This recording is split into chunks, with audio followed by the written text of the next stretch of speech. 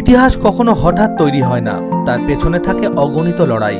আর সেই লড়াইয়ের সোনালী পরিণতি লিখলেন ভারতের প্যারা অ্যাথলিট শর্মিলা ধনকর। গ্লাসগোর আকাশে উড়ল ভারতীয় তেরাঙ্গা, আর সেই তেরাঙ্গাকে নতুন উচ্চতায় পৌঁছে দিলেন ভারতের এই প্যারা অ্যাথলিট। মহিলাদের শর্টপুটের F57 বিভাগে 9.81 মিটার থ্রো করে গড়লেন ইতিহাস।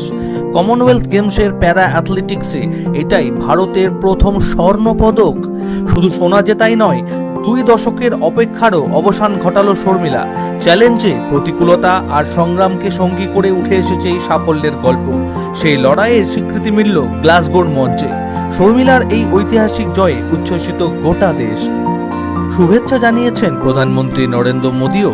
ভারতের প্যারা ক্রীড়ার ইতিহাসে এক নতুন অধ্যায়ের সূচনা করলেন শর্মিলা ধনকর। তার এই সাফল্য আগামী প্রজন্মের ক্রীড়াবিদদের কাছে হয়ে থাকবে এক অনুপ্রেরণার, এক উজ্জ্বল দৃষ্টান্ত। Bureau report, Bangla news.